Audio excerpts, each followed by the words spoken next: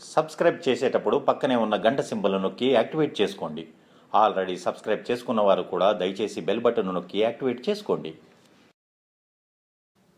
ఏపీలో జరుగుతున్న ఉప ఎన్నికలు అధికార ప్రతిపక్ష పార్టీలకు ఎంత ప్రతిష్టాత్మకమో వేరే చెప్పనక్కర్లేదు. అందుకే ఇరు పార్టీలు తమ శక్తియుక్తులను సమీకరించుకుంటున్నాయి. టీడీపీ మాత్రం మరో ముందడుగు వేసి జిల్లాలోని టీడీపీ నేతలందరినీ రంగంలోకి దింపింది. అంతేకాకుండా టీడీపీ సీనియర్ నేత ఉప ముఖ్యమంత్రి సోదరుడు కేఈ ప్రభాకర్కి నంద్యాల ఉప ఎన్నికల ఇన్ఛార్జిగా నియమించారు.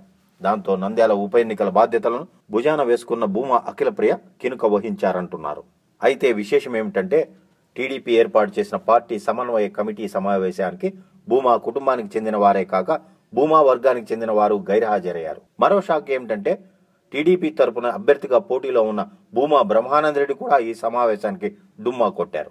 ఈ పరిణామాలతో వైఎస్ఆర్ కాంగ్రెస్ అభ్యర్థి శిల్పా మోహన్ రెడ్డి ఖుషీగా ఉన్నారని టాక్. టీడీపీలో వర్గ విభేదాలు మరోసారి బయటపడడంతో ఈ అవకాశాన్ని ఉపయోగించుకుని నంద్యాలలో పట్టు బిగించాలని శిల్పా వర్గం నడుం బిగించిందంటున్నారు.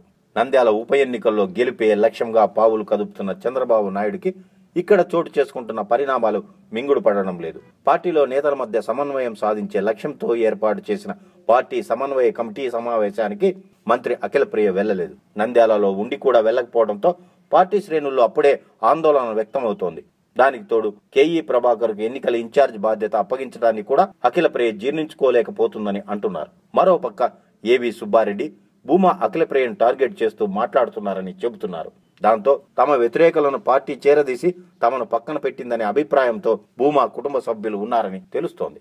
ఈ విభేదాలు ఇలాగే కొనసాగితే నంద్యాల సీటుపై ఆశలు వదులుకోవాల్సిందేనని పార్టీ శ్రేణుల్లో ఆందోళన మొదలైంది. చంద్రబాబు వ్యూహాలు బెడిసి కొడుతున్నాయా? ఈ వీడియో మీకు నచ్చినట్లయితే లైక్ చేయండి. మీ అభిప్రాయాన్ని కామెంట్ చేయండి. మీ వారందరితో షేర్ చేసుకోండి.